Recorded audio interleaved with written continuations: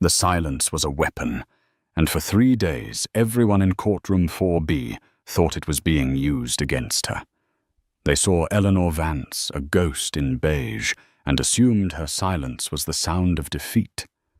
Her husband, a titan of industry, sat with his lawyer radiating power. His mistress, polished and perfect, was ready to deliver the final blow. They mistook Eleanor's stillness for weakness, her quiet gaze for surrender. They were about to learn that the most dangerous people aren't the ones who roar. They are the ones who sit and watch and wait for the perfect moment to unleash a storm you never saw coming. The courtroom was Richard Vance's cathedral, and he was its reigning god. Every surface from the polished mahogany of the judge's bench to the scuffed linoleum tiles seemed to reflect his success. He was a man built of sharp angles and expensive tailoring, his silvering hair catching the sterile fluorescent light just so. Beside him, his lawyer, Marcus Thorne, was a bulldog in a bespoke suit, all jowls and confident aggression. They were a formidable pair, the architect of a real estate empire and the legal demolitions expert hired to protect it. On the other side of the aisle sat Eleanor. To the casual observer, she was a study in faded elegance.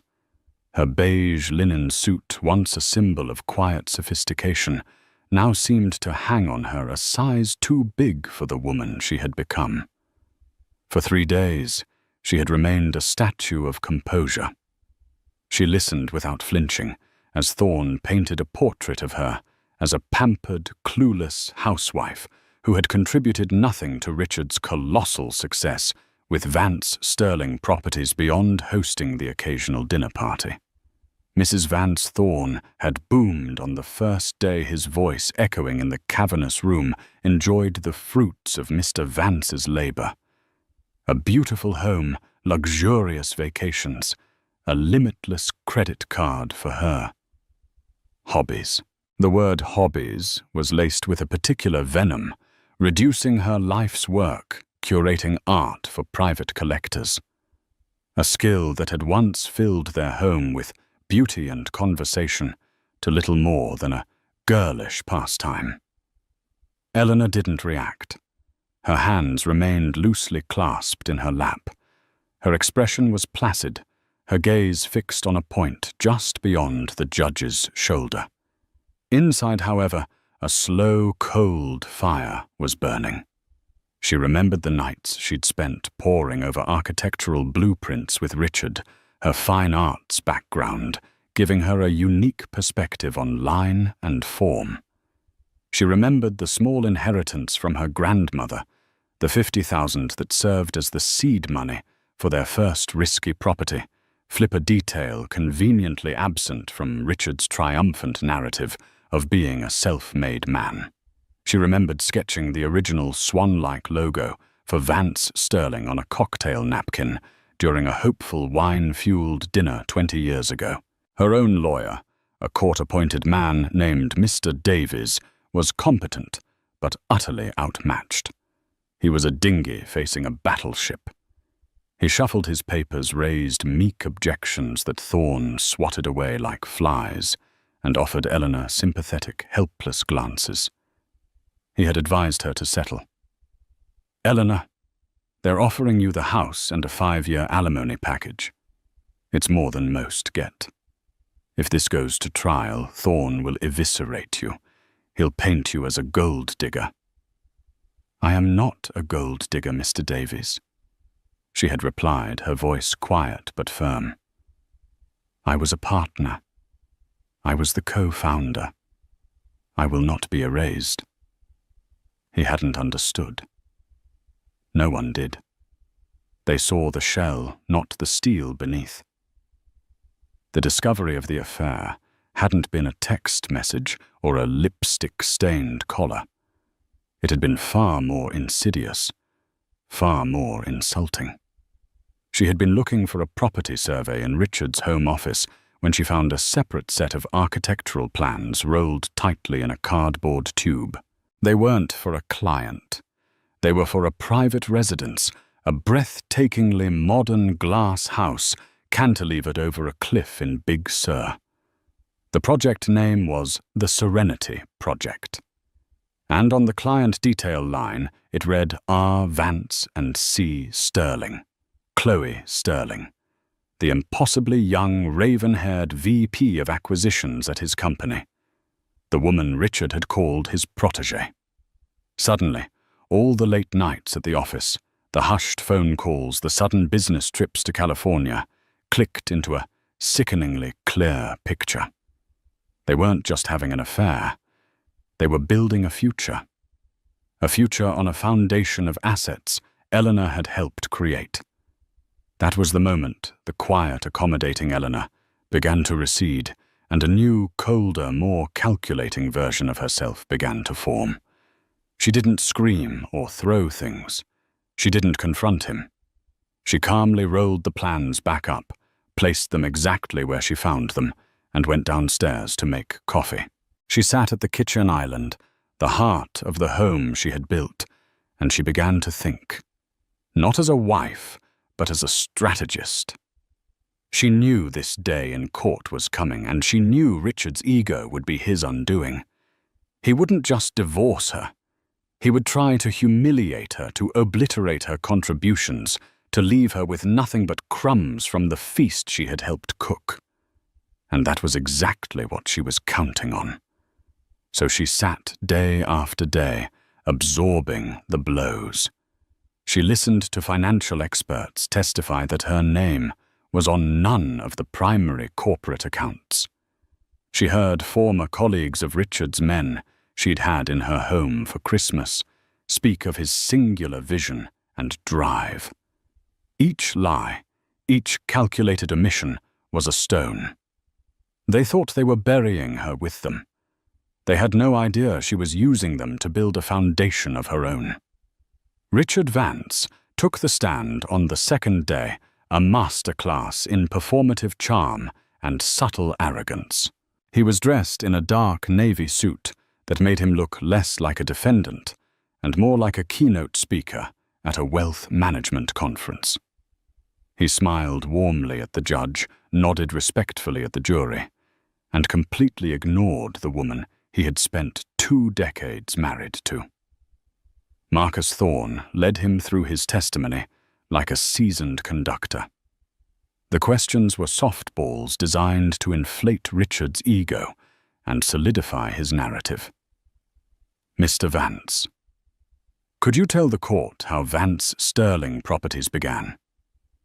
Richard leaned into the microphone, his voice a smooth, confident baritone. It began with a dream. Marcus. I was a young, hungry broker with a vision for creating not just buildings, but lifestyles. I saved every penny I earned, worked 100-hour weeks. I risked everything I had on my first project. There was no mention of Eleanor's $50,000. It was a detail scrubbed from history. And your wife, Eleanor, what was her role in these early, difficult years? Richard sighed, a theatrical display of weary magnanimity. Eleanor. She was my support system. She made our house a home.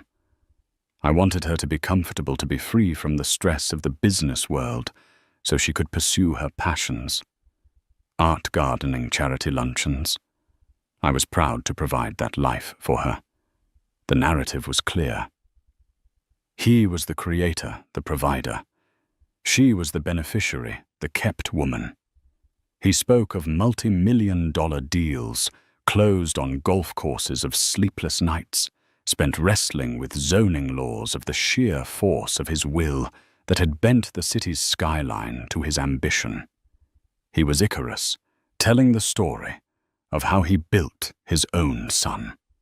Eleanor watched her face, a perfect mask of neutrality. She remembered the truth behind the polished lies.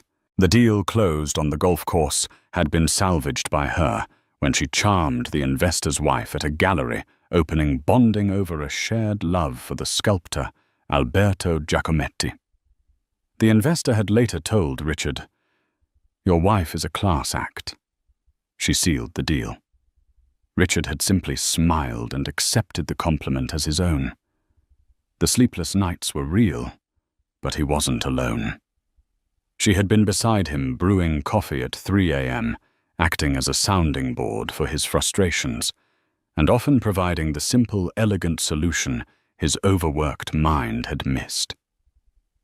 "What if you don't fight the Historical Society on the facade, Richard?" She'd once suggested, looking over a contested blueprint. "What if you embrace it? Make it the centerpiece. It's not a liability. It's the property's soul." That project. The Beaumont Hotel became one of his most celebrated winning awards for historical preservation, awards he accepted alone.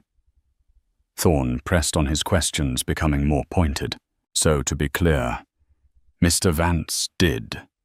Mrs. Vance ever have any official capacity at Vance Sterling Properties? Was she ever on the payroll, a board member, an officer of the corporation?" "No, never," Richard said with finality. "I wanted to protect her from all that. It was my burden to carry. The burden that had bought him a Porsche, a private jet, and a different woman to share his future with." Mr. Davies's cross-examination was painfully inept. He tried to poke holes in Richard's story, but he lacked the information, the killer instinct. "Mr. Vance, isn't it true that your wife often accompanied you to business dinners?" "Of course," Richard smiled. "She was a wonderful hostess, a great asset in a social setting. He'd reduced her to an accessory. And isn't it true her inheritance provided the initial capital for your first joint venture?" Richard's eyes narrowed for a fraction of a second before the mask of charm slipped back on. "Eleanor was very generous with a gift she gave me early in our marriage. I, of course, paid her back tenfold through the lifestyle I provided. It was a gift, not an investment. A gift." He had recategorized her foundational contribution as a quaint little present, like a hand-knitted sweater. With every answer, the hole they were digging for Eleanor grew deeper. The jury, a collection of ordinary people, saw a billionaire and his stay-at-home wife. It was a story as old as time, and it usually ended one way. Richard Vance and Marcus Thorne were sure of their victory. They controlled the narrative, the evidence, the very air in the room. They saw Eleanor's silence not as patience, but as proof of her powerlessness. As Richard stepped down from the stand, he allowed himself a fleeting glance at Eleanor. It was a look of pity and dismissal. He had already moved on. She was just a piece of old business to be tidied up. He turned his attention to the front row, where Chloe Sterling sat offering him a small, triumphant smile. She was next. She was the final nail in Eleanor's coffin. Chloe Sterling moved through the courtroom like a panther. She was all sleek lines, dressed in a form-fitting graphite dress that was both professional and predatory. Her black hair was a sharp, glossy bob, and her crimson lipstick was a slash of defiance. She was the future, and she was there to bury the past. She took the stand, swore the oath with a steady, manicured hand, and looked directly at Marcus Thorne. She never once glanced at Eleanor. To her, Eleanor was irrelevant, a relic. Thorne's questioning began, gently establishing her credentials. "Ms. Sterling, you are the Vice President of Acquisitions at Vance Sterling Properties." "I am," she said, her voice crisp and confident. "And in your 5 years with the company, you've overseen its most profitable expansion phase, correct?" "That's correct. We've moved into international markets, securing over $2 billion in new development projects." She was impressive, and she knew it. The jury was paying attention. This was a woman of substance, a peer to the great Richard Vance. Then Thorne turned to the heart of the matter. "Ms. Sterling, you worked closely with Mr. Vance. Can you describe his creative process? His vision. Chloe leaned forward, her expression turning reverent. Richard is a visionary, but a vision needs a muse, a collaborator. He thinks in broad, brilliant strokes, and I help him connect the dots. We have a synergy. We'd work late into the night, just the two of us, brainstorming, challenging each other. The Serenity Project in Big Sur, for instance. That was born out of a conversation we had over dinner. It was our shared dream. She was not just claiming to be his business partner. She was claiming the role of his soulmate, his intellectual equal, the role that had once been Eleanor's. Then Thorne delivered the killing blow. He gestured vaguely toward Eleanor. In all those late-night sessions, in all those critical business meetings, did you ever see Mrs. Vance present? Did she ever contribute a single idea to the projects that have made Vance Sterling a global powerhouse? Chloe gave a small, almost pitying laugh. Eleanor. Of course not. She was of a different world. Richard always spoke of her fondly, but as someone to be sheltered from the business. Her expertise was in, I believe, tablecloths and flower arrangements for his parties. She was from another era. The courtroom was silent. It was a brutal public execution of a 20-year partnership. Chloe had not only confirmed the affair, but she had framed it as the inevitable result of a man outgrowing his provincial wife. She was the co-pilot. Eleanor was mere baggage. Eleanor sat her posture unchanged, her hands still resting in her lap. But inside the slow burn had become a furnace. Tablecloths and flower arrangements. She thought of the logo, the seed money, the architectural suggestions the clients won over by her knowledge and grace. All of it erased in a single, condescending sentence. Chloe wasn't finished. She looked at the jury, her eyes earnest and wide. I know my relationship with Richard is under scrutiny here, but what we have, it goes beyond the personal. It's a creative and intellectual partnership. I pushed him. I challenged him. I helped him build the second half of his empire. I am not the reason his marriage failed. His marriage failed because he was on a rocket ship, and his wife refused to even look at the sky. It was a brilliant, cruel, and devastating performance. She had painted herself as the heroine of Richard's story, the woman who had finally unleashed his true potential. Mr. Davies rose for his cross-examination, looking defeated before he even began. He asked a few perfunctory questions about company policy and timelines, which Chloe deflected with ease. He was a man with a water pistol fighting a flamethrower. When he sat down, the air in the room was thick with finality. It was over. Thorne had successfully framed the narrative. Richard was the genius, Chloe was the muse, and Eleanor was the obsolete first wife, entitled to a severance package, but nothing more. The judge, a stern-faced woman named Judge Miller, looked down at the petitioner's table. Mr. Davies, do you have any further witnesses? Mr. Davies sighed and shuffled his papers. No, Your Honor. Judge Miller then turned to Eleanor. Mrs. Vance, do you have anything you wish to say? This was it. The moment. The quiet stillness that had defined her for 3 days finally broke. Eleanor took a slow, deliberate breath. For the first time, she looked directly at the judge, her eyes clear and impossibly calm. Yes, Your Honor, she said, her voice not loud but carrying a new and startling weight that made everyone in the room, including Richard and Chloe, sit up straight. There has been a change. Judge Miller raised an eyebrow. A change in what Mrs. Vance, Eleanor's gaze, swept past her stunned husband, past his smug mistress, and landed on the heavy oak doors at the back of the courtroom. A change in counsel. Eleanor announced her voice as clear as a bell. As if on cue, the courtroom doors swung open. The man who entered courtroom 4B was not what anyone expected. He was tall and lean, likely in his late 70s, with a shock of perfectly white hair that fell across his forehead. He wore a simple, impeccably tailored grey suit that was at least a decade out of fashion, yet looked more elegant than anything Marcus Thorne owned. He carried a worn leather briefcase and moved with an unhurried, almost scholarly grace. He didn't look like a shark. He looked like a retired professor of classics. But Richard Vance knew better. The color drained from Richard's face.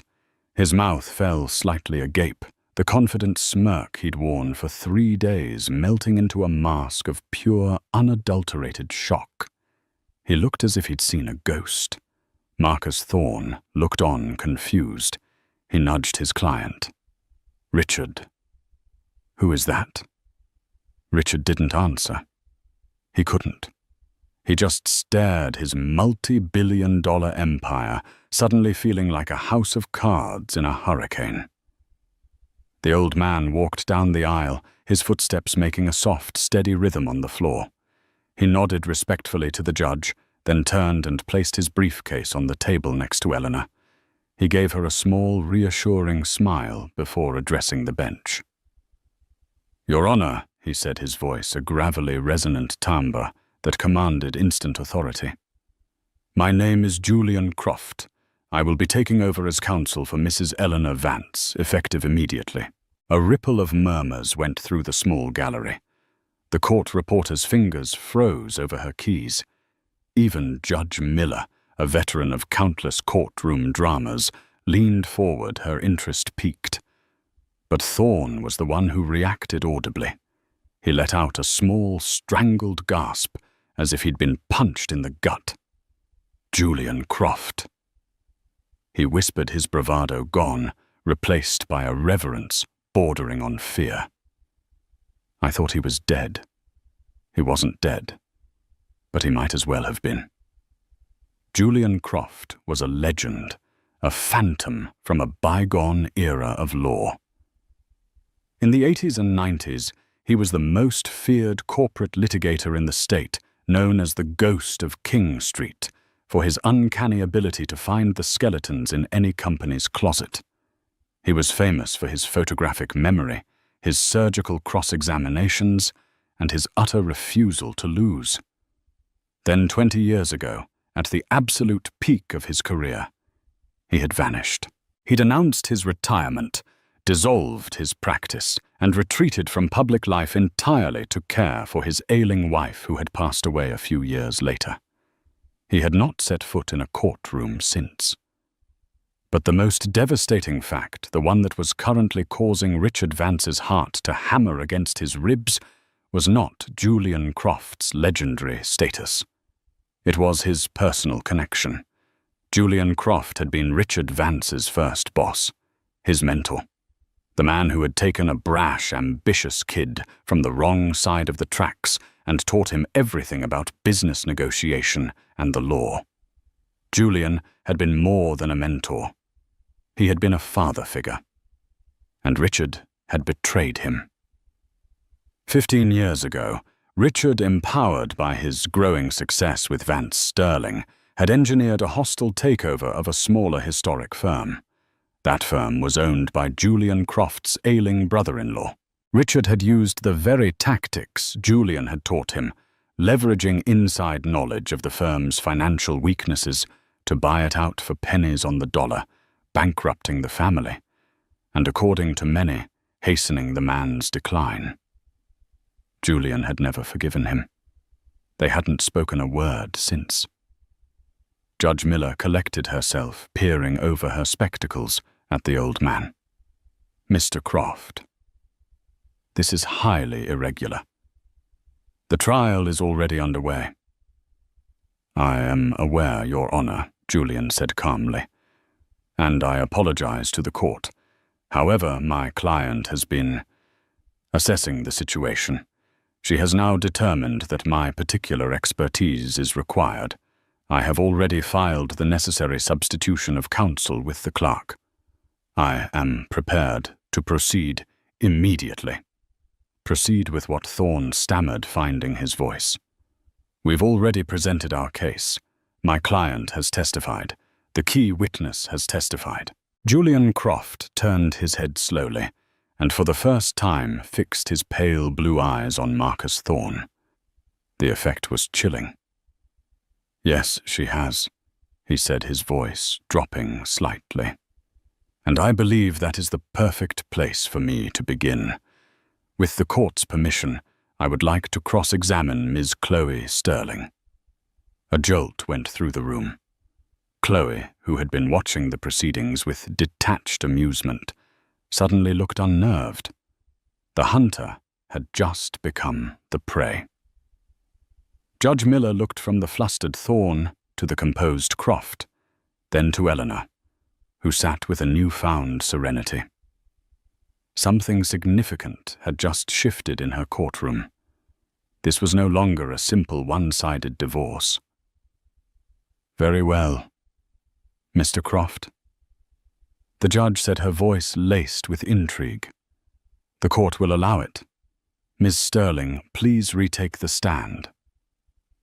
Chloe walked back to the witness box, her confident stride now a little less certain. Julian Croft approached not with Thorne's aggressive posture, but with the quiet demeanor of a scholar. He had no notes. He simply stood before her, his hands clasped behind his back. Richard Vance watched his face ashen. He knew what Julian was capable of. He had seen him dismantle men far more powerful than Chloe Sterling. He wasn't just a lawyer. He was an archaeologist of lies, and he always found the bones. Julian Croft began his cross-examination not with a roar, but with a whisper. His voice was conversational, almost gentle, which seemed to unnerve Chloe more than any amount of shouting would have. Ms. Sterling, he began, you have painted a very compelling picture of a deep intellectual and creative partnership with Mr. Vance. You called yourself his muse. I did, Chloe said, lifting her chin, attempting to regain her composure. That's what I was. What I am. A muse, Julian repeated, savoring the word. A source of artistic inspiration. So let's talk about inspiration. You mentioned the Serenity Project in Big Sur. A shared dream, I believe you called it. Yes. It was born from our shared vision of seamless indoor-outdoor living. Fascinating, Julian said, his eyes twinkling. He took a step closer. Were you aware that the core design concept for that house, a glass structure cantilevered over a cliff to mimic a bird in flight, was a central feature of Mrs. Vance's graduate thesis in architectural history, submitted to Columbia University in 1998. Chloe's confident expression faltered. I don't know anything about that. You don't? Julian's voice was still soft, but it now held a razor's edge. That's strange, because Richard Vance certainly did. He was in attendance when she presented it.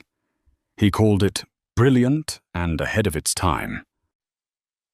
Your Honor, he said, turning to the bench, I would like to enter into evidence Exhibit D, a certified copy of Eleanor Vance's thesis, Living on the Edge, the Aesthetics of Cantilevered Architecture. A clerk handed the document to a visibly stunned Chloe. On page 47 was a detailed sketch, a precursor to the Big Sur house, unmistakable in its form and philosophy. The shared dream was not hers and Richard's. It was Eleanor's. Richard had stolen it. Chloe stammered. It's just a coincidence, an academic concept. Let's talk about another concept. Then Julian moved on, relentless. You claimed to have spearheaded the expansion into international markets, specifically the acquisition of the waterfront development in Lisbon. Yes, that was my project, Chloe said, her voice growing defensive. I identified the opportunity and secured the local permits. You did secure the permits, that's true, Julian conceded. But the opportunity was identified 3 years prior, was it not? In an email from Eleanor Vance to her husband, following their anniversary trip to Portugal, Julian held up a single sheet of paper. Exhibit E, Your Honor. An email from Eleanor Vance to Richard Vance, dated May 14th, 2019. She writes, and I quote, "Darling, that derelict warehouse district on the Tagus riverfront is a gold mine waiting to happen. The architecture is stunning. You should buy the whole district.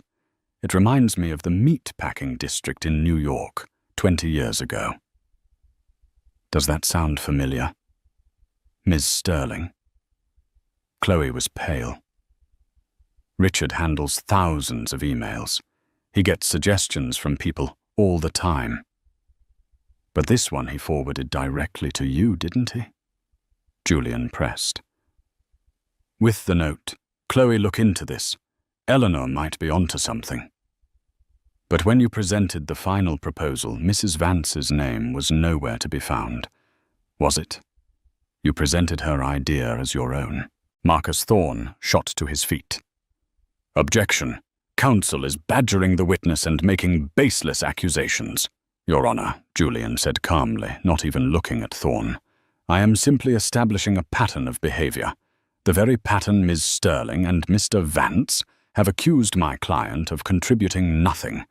It seems to me the contributions were plentiful, but the credit was acquired by others." Objection overruled. Judge Miller said, her eyes fixed on Julian. "Continue, Mr. Croft." Julian turned back to Chloe, his demeanor shifting from scholarly to surgical. "Ms. Sterling, you are paid a salary of $850,000 per year, correct?" "Yes. And last year you received a bonus of $4 million for your exemplary performance." "Yes. Was this bonus paid out from the standard corporate payroll account "Yes, of course." Chloe looked nervously toward Thorne, who gave a slight, imperceptible shake of his head. She had just walked into a trap. "Are you certain, Ms. Sterling?" "Because we have subpoenaed the corporate accounts. Your bonus wasn't paid from the primary Vance Sterling payroll. It was paid along with the down payment for your Porsche and the security deposit on your penthouse apartment from a separate entity called Sterling Holdings, LLC, registered in the Cayman Islands." The color completely vanished from Chloe's face. Richard Vance gripped the edge of his table, his knuckles white. Julian let the silence hang in the air before delivering the final devastating blow. An entity whose sole signatory is Richard Vance. An entity funded by siphoning off a small percentage of profits from every major Vance Sterling sale for the past 5 years. An off-the-books slush fund. It appears, Ms. Sterling, that you weren't just his muse. You were his co-conspirator in defrauding his wife and business partner of her rightful share of the marital assets. Chloe stared at him speechless. She was utterly exposed. Her carefully constructed image as a brilliant, self-made executive had been dismantled in under 10 minutes. She was just a glorified mistress paid for with stolen money. "No more questions for this witness, Your Honor," Julian Croft said, turning his back on her and walking calmly back to his table. He had taken the opposition's star witness and turned her into a liability and accomplice to fraud. Eleanor watched it all, her expression unchanged. But Mr. Davies, sitting beside her, saw her hand, which had been resting on her lap, gently place a single folded cocktail napkin on top of Julian's briefcase. It was old and faded, the ink slightly blurred. On it was a drawing of a swan, its neck gracefully curved to form the letter V, the original logo for Vance Sterling Properties. She hadn't just been observing, she had been preparing. She had been building her arsenal, and her quiet, brilliant general was just getting started. If the cross-examination of Chloe Sterling was a surgical strike, what Julian Croft did to Vance Sterling Properties was a controlled demolition. He had spent the last 2 decades in quiet retirement, but his mind had lost none of its sharpness. More importantly, he had the one thing Marcus Thorne's entire team lacked: the truth, meticulously documented by an observant and underestimated wife. Eleanor had spent the months leading up to the divorce, not weeping, but working. Her curator's eye, trained to spot forgeries and trace provenance, was now turned on her own life. She combed through 20 years of household records, forgotten photo albums, old day planners, and dusty boxes in the attic. She wasn't just looking for evidence of infidelity. She was excavating her own history, a history Richard had tried to bury.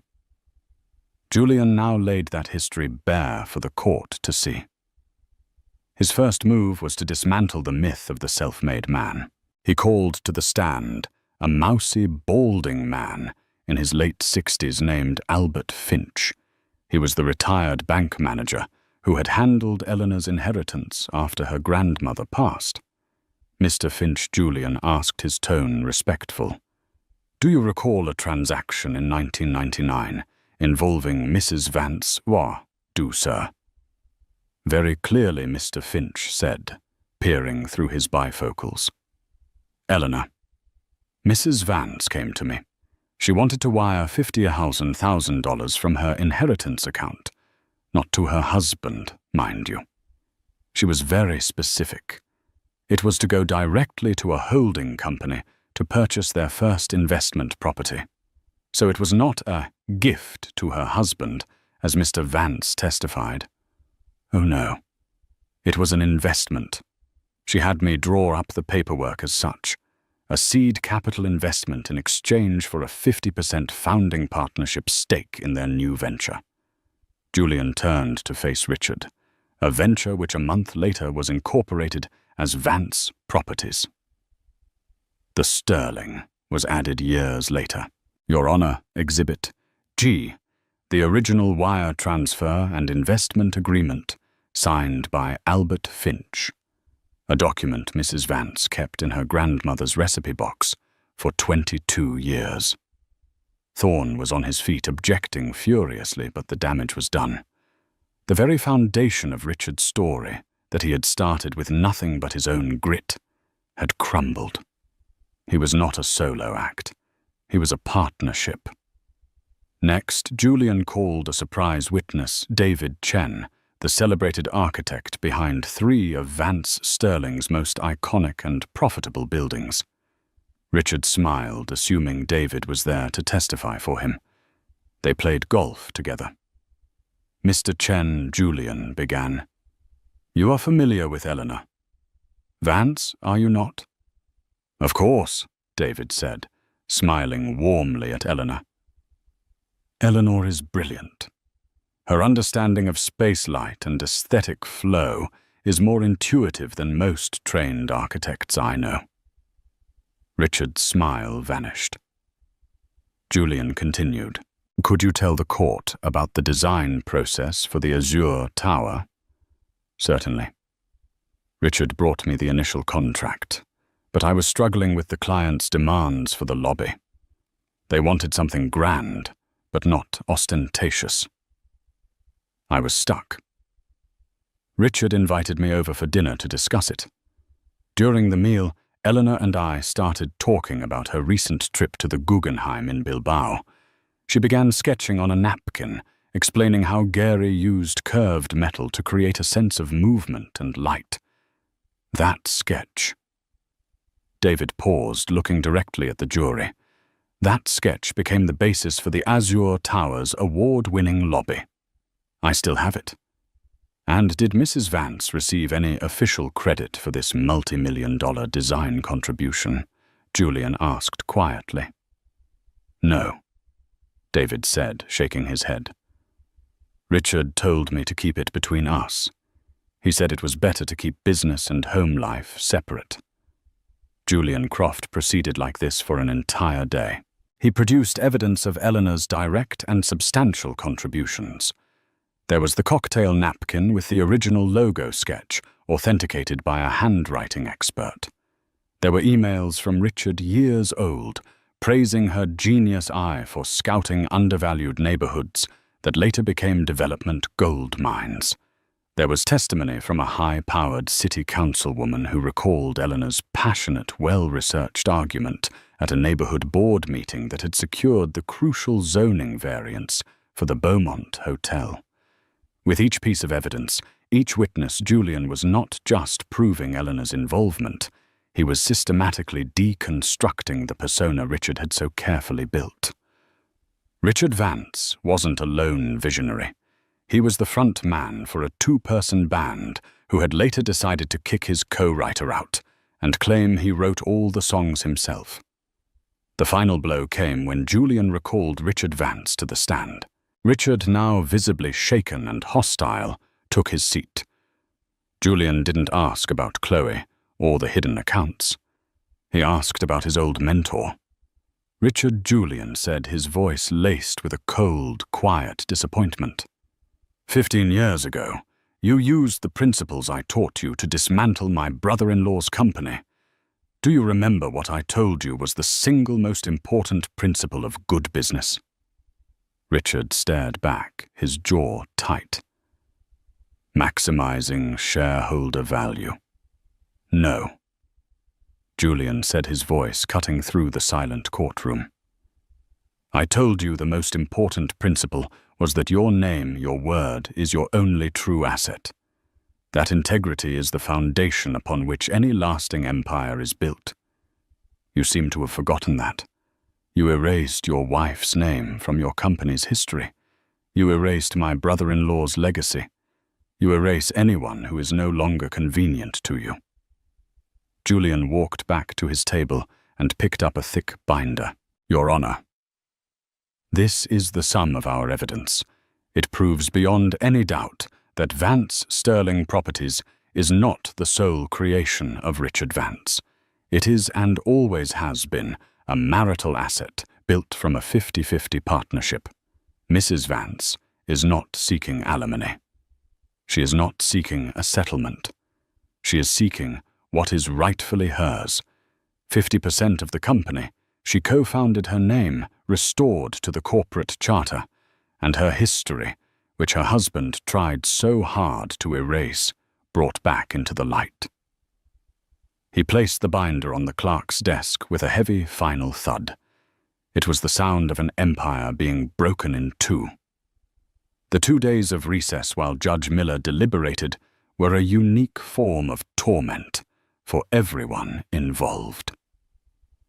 For Richard Vance and Marcus Thorne, it was a purgatory of frantic calculations and whispered reassurances that felt increasingly hollow. For Eleanor, it was a strange and suspended calm, the deep, quiet breath before a diver breaks the surface. She spent the time in the sterile quiet of a hotel room, not her home. The house on the hill was still a crime scene of the heart, and she wouldn't return until she knew to whom it truly belonged.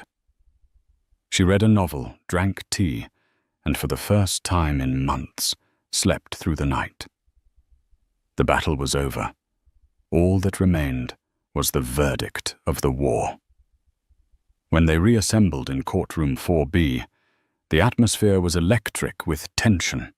Richard had attempted to reconstruct his mask of impervious confidence, but the cracks were visible. A faint tremor in his hand, a dullness in the eyes that once held a conqueror's glint. Marcus Thorne looked haggard. The bulldog now a worried hound, his bespoke suit seeming to hang on a deflated frame. Eleanor walked in with Julian Croft at her side. She wore a simple navy blue dress the color of a deep, calm ocean. She no longer looked like a ghost in beige. She looked solid, present. She met the curious gazes of the gallery, not with timidity, but with a serene, level stare. She was no longer a subject of their pity. She was the protagonist of a story they were all desperate to see conclude. Judge Miller entered her face an unreadable granite slab. The rustle of everyone rising and sitting was the only sound. She settled her glasses on her nose, opened a thick file, and the room held its breath. I have reviewed the testimony and the extensive evidence presented in the case of Vance v. Vance. She began, her voice devoid of emotion. While divorce proceedings are often fraught with personal grievance, this court was tasked with a specific and fundamental question: the nature and valuation of the marital assets, specifically as they pertain to the entity known as Vance Sterling Properties. She looked up, her gaze sweeping over the petitioners' and respondents' tables. The respondent, Mr. Richard Vance, she continued, has presented a narrative of a sole creator, a self-made man, whose genius and tireless work built an empire while his wife, the petitioner, enjoyed the benefits as a non-contributing party. The respondents' counsel has argued that Mrs. Vance was a traditional housewife entitled to a generous but ultimately finite spousal support package. Judge Miller paused, taking a sip of water. The silence stretched thin and taut. This narrative, she declared, her voice suddenly infused with a steely authority, is a work of self-serving fiction, demonstrably false in almost every material aspect. A collective gasp, however faint, rippled through the courtroom. Richard Vance flinched, as if struck. The court finds the evidence presented by the petitioner's counsel, Mr. Croft, to be not just compelling, but overwhelming. A partnership in a marriage of this length is not defined solely by names on a corporate charter or a position on a payroll. It is a complex ecosystem of mutual support, shared risk, and collaborative creation. The evidence shows without a shadow of a doubt that Eleanor Vance was not a passive beneficiary, but an active and essential co-founder of the enterprise at the heart of this dispute. She began to list the points, each one a hammer blow to Richard's crumbling facade. The court recognizes Exhibit G, the authenticated investment agreement, proving Mrs. Vance's initial $50,000 was not a gift, but foundational seed capital. The court recognizes the testimony of Mr. David Chen, which established Mrs. Vance's direct, uncredited, and business-altering creative contributions. The court recognizes the pattern established through emails and witness testimony of Mrs. Vance identifying key real estate opportunities which her husband and his associates later claimed as their own discoveries. She fixed her gaze on Richard. Furthermore, the court finds Mr. Vance's establishment of the Sterling Holdings LLC entity to be a deliberate and fraudulent attempt to conceal marital assets and defraud the petitioner of her rightful share. It speaks to a profound breach of the fiduciary duty one spouse owes another. The judge then turned a page, her tone becoming colder still. Mr. Vance did not just try to deny his wife a fair financial settlement. The evidence suggests a systematic, years-long campaign to erase her from their shared history, to take her ideas, her insights, and her foundational support and repackage them as his own solitary genius. That is an act of profound personal and professional betrayal that this court will not reward. Eleanor closed her eyes. It was one thing to know the truth yourself. It was another entirely to hear it validated, to have your stolen history given back to you with the full authority of the law. A single tear escaped, tracing a path down her cheek. It wasn't a tear of sadness, but of vindication, a quiet baptism into her new life. Therefore, Judge Miller concluded, her voice ringing with finality. It is the judgment of this court that the entity Vance Sterling Properties is a marital asset in its entirety. The court orders the immediate dissolution of the current corporate structure. The assets are to be divided exactly in half, 50% to the petitioner Eleanor Vance, 50% to the respondent Richard Vance. This includes all property's liquid assets and all funds held in offshore accounts. She wasn't finished. Furthermore, to right the historical record, the court orders that any future entity arising from these assets must legally and permanently recognize Eleanor Vance as a co-founder. Her name will be restored. The court will not allow her erasure to stand. It was over. Richard sat utterly still, the color of ash. He stared at his hands on the table. The hands that had built and signed and bullied his way to the top, as if he no longer recognized them. Beside him, Marcus Thorne quietly packed his briefcase, the picture of a man who had brought a cannon to a gunfight, only to find his opponent had a nuclear weapon. As the judge adjourned and the room erupted in muted chaos, Eleanor remained seated, taking a slow, deep breath. Julian Croft placed a gentle hand on her shoulder. "It's done, Eleanor," he said softly. She nodded, wiping the single tear from her cheek with the back of her finger. She felt light. The crushing weight of 20 years of being minimized, of being made to feel small, had been lifted. She stood up and turned to leave. As she reached the aisle, a voice, raw and desperate, cut through the din. "Ellie." It was Richard. He had stumbled over to her, his face a ruin of disbelief and panic. His eyes, for the first time in years, held no artifice. They were just the eyes of a terrified man who had lost everything. "Ellie, we can't." "This isn't right," he stammered, reaching for her arm. Eleanor took a step back, avoiding his touch. She looked at him, truly, looked at him, and saw a stranger. The charismatic titan was gone, replaced by a hollow man. "It's not the money, is it, Richard?" she asked, her voice calm and even, carrying only in the small space between them. "You could lose half your money and build it back again." "That's not what you're afraid of." He stared at her, confused. "What are you talking about?" "You lost the story," she explained, her voice gaining a quiet strength. "Your story. The myth of the great Richard Vance, the solo genius who did it all himself. That's what Julian took from you today. He didn't take your money. He took your lie. And it was the only thing you had left. We can appeal. We can fix this," he pleaded. Eleanor gave a small, sad shake of her head. "No, Richard. You can't. You didn't just lie to the court. You lied to me. You lied to yourself for so long you forgot what the truth was. You didn't just try to steal our company. You tried to steal our history. And you can't have it back." With that, she turned and walked away. She didn't look back.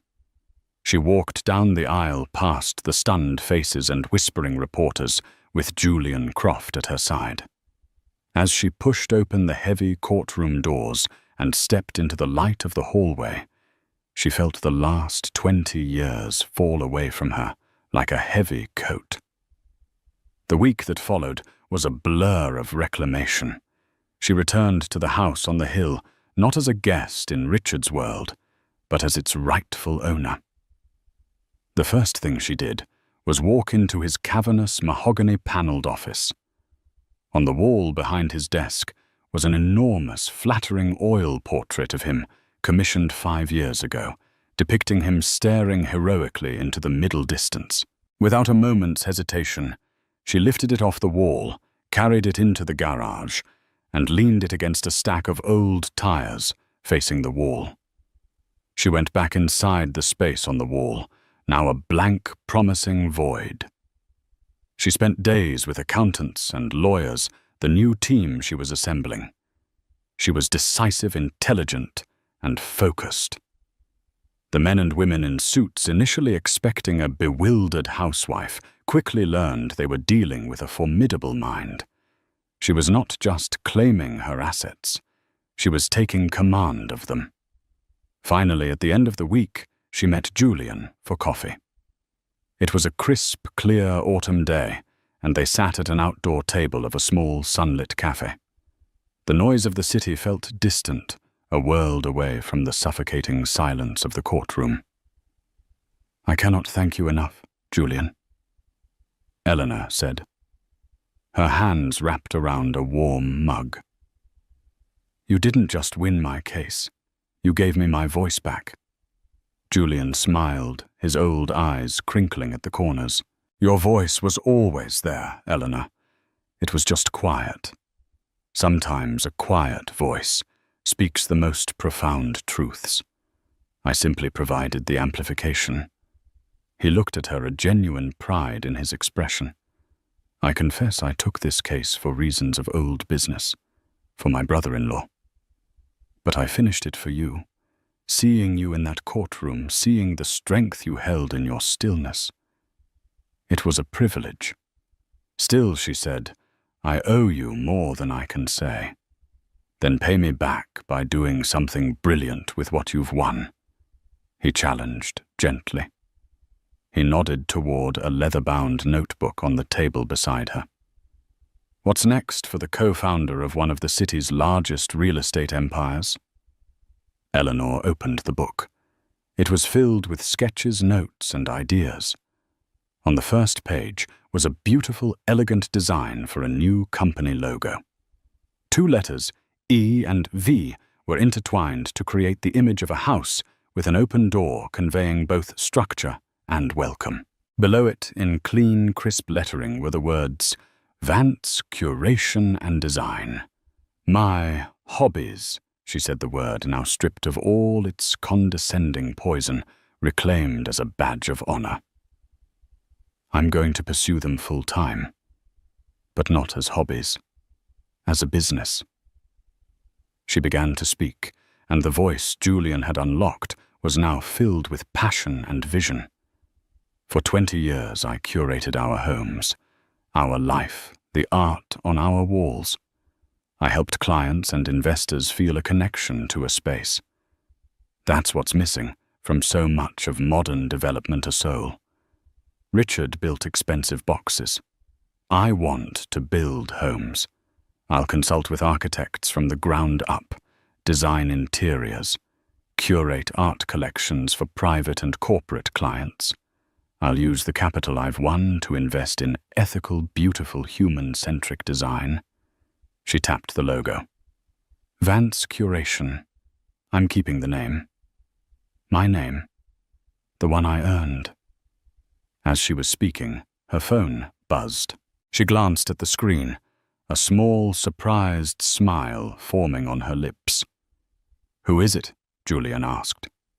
"It's David Chen," she said, her eyes bright with a new kind of energy. "The architect." His text says, "Heard the news. So happy for you. I have a new client who wants to build something with a soul. Are you available for a consultation?" Eleanor looked up from her phone, her smile widening. She looked past Julian at the bustling street, at the city skyline she knew so intimately, at the future that was no longer a vague hope, but a tangible, ringing reality. "Yes, Julian," she said, answering his earlier question as she typed her reply to David. "I think I will do something brilliant." That was the story of Eleanor Vance, a powerful reminder that strength isn't always loud. Sometimes it's the quiet observer, the patient planner, the one who gathers the truth while others are busy broadcasting their lies. Eleanor's journey shows us that your history is worth fighting for, and your contributions, no matter how much someone tries to erase them, are real. She didn't just win a court case.